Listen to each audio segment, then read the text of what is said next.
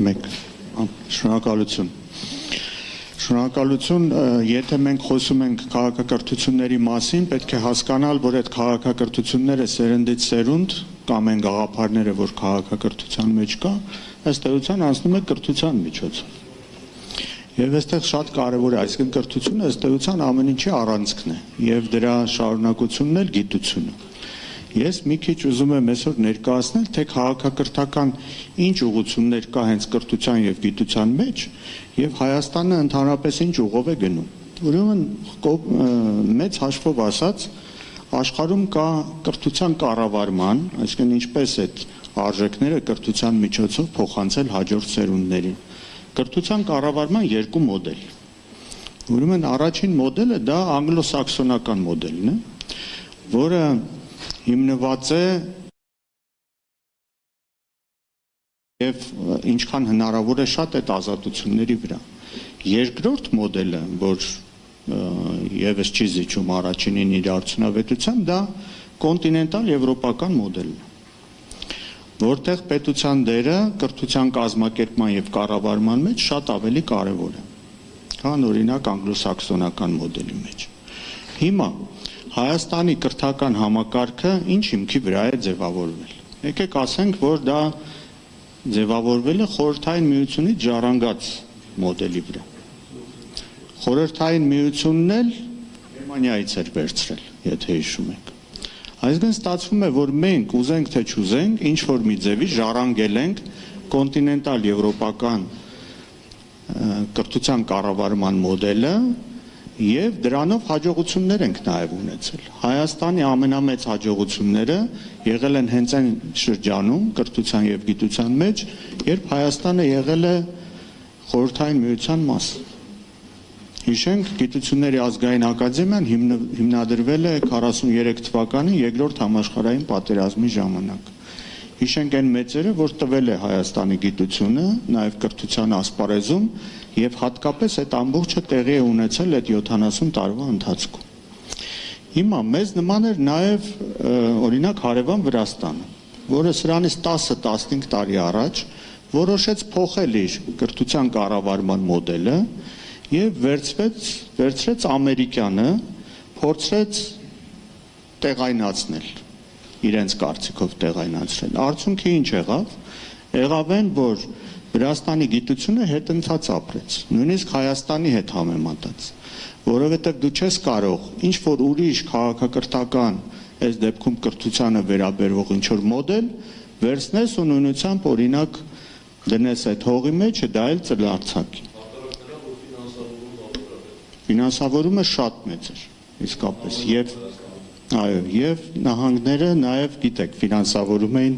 այդ բոլոր այսպես ճակերտներում ասենք բարեփոխումները։ Հիմա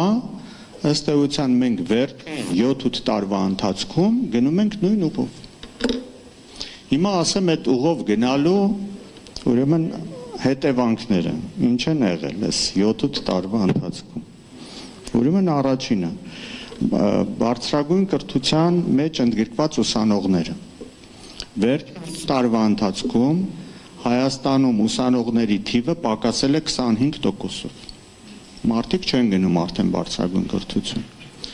Պրոֆեսորադասախոսական անձնակազմի թվաքանակը տոկոսային առումով պակասել է ավելի քան 28%-ով բարձրագույն կրթության ոլորտում։ Վերջ տարիների ընթացքում գիտության ֆինանսավորումը համախառն ներքին արդյունքի հետ համեմատ ուրեմն կազմում է 0.3, վերջին տարիներին 0.36% գիտության ֆինանսավորումը։ Ուղղակի համեմատության համար ասեմ, որ նույն թիվը Եվրոպայի համար առնվազն 2.5% է։ Նույն թիվը այնպիսի երկրների համար, ինչպիսիք են Հարավային Կորեան եւ Իսրայելը, 4.5, Իսրայելում այս վերջի պատերազմից հետո բարձրացել է մինչև 7% գիտության եւ նորարարությունների ֆինանսավորումը։ Այո։ Ուրեմն մյուս թվերը Հայաստանում վերջի տարիների նորից ասենք այդպես ճակերտներով բարեփոխումների արդյունքում մենք ունենք ամենաակտիվ խավի, որ երիտասարդությունն է 18-ից 30 տարեկանների։ Ուրեմն 18-ից 30 տարեկաններից 1/3-ը Հայաստանում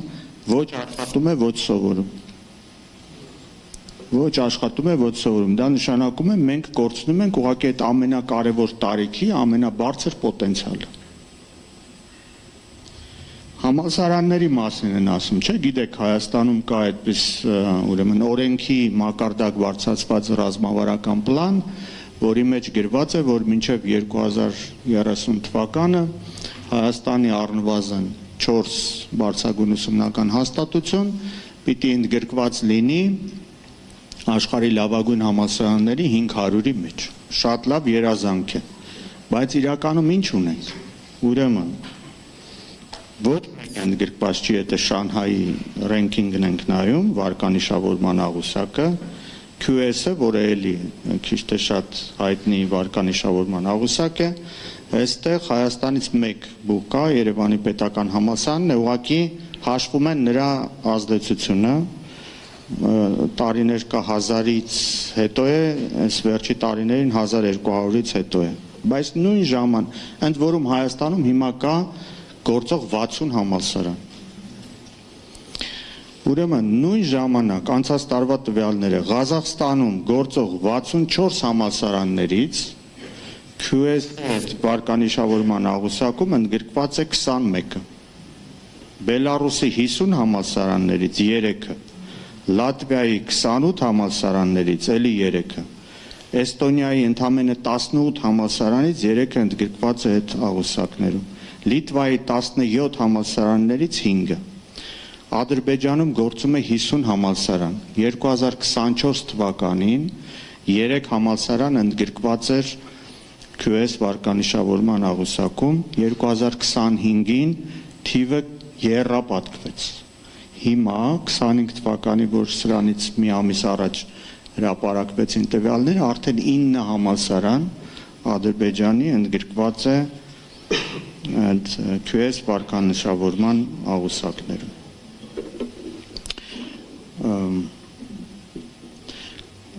Գիտության ֆինանսավորման ծավալները եւս շատ աղետալի վիճակում են, տեսեք, ես ասացի, չէ, ինչքան մոտավորապես պետք է լինել, բարձրագույն կրթության ֆինանսավորումը եւս շատ ցածր է։ Բոլորը խոսում են նաեւ ուսուցիչների աշխատավարձերի մասին, վերջերս նաեւ այտենց գովազդում են, թե ավելի լավ է ուսուցիչ աշխատել, քան թե օրինակ ազգային ժողովի падգամավոր, եւ ես կես կատակ, կես լուրջ ասել եմ հիմա ընտրություններից հետո բոլոր իշխող խմբակցության падգամավորները մեկա չեն ընտրվելու, թող գնան ուսուցիչներ աշխատեն 700,000 դրամ աշխատավարձով։ Ուրեմն պարզվում է, որ Հայաստանում միջին ուսուցչի աշխատավարձը համախառն ներքին արդյունքը 1 շնչին ընկնող կազմում է դրա ընդամենը 59%։ Այսինքն միջին աշխատավարձից կամ եկամուտից, այդպես ասենք, ուսուցիչը ստանում է դրա 59%-ը։ Նույն թիվը հետխորհրդային երկրներում եվրոպական կազմում է 180-ից 200%։ Այսինքն ուսուցչի եկամուտը 2 անգամ ավելի բարձր է, քան 1 շնչին ընկնող եկամուտը մարդու։ Իսկ ուշադրություն Թուրքիայում այդ նույն տոկոսը կազմում է անցած տարվա տվյալներով 361%։ 3-6 անգամ ավելի բարձր է, քան Հայաստանը։ Եվ էլի շատ թվեր ես կարող եմ բերել, որը ինչի մասին է խոսում։ Խոսում է նրա մասին, որ մենք իսկապես պետք է արմատից փոխենք կրթության եւ գիտության վիճակը։ Ավելորդ է այս լսարանում խոսել են մասին, թե ինչքան կարեւոր է կրթության եւ գիտության վիճակը այդ արժեքները փոխանցելու, նոր արժեքներ ստեղծելու համար։ Եվ դրա համար նորից էլի խոսքս ավարտելով ուզում եմ ասել, կրթության եւ գիտության մեջ Հայաստանում ինչ որ բան փոխելու համար պետք է որոշում կայացնողներին փոխել։ Շնորհակալություն։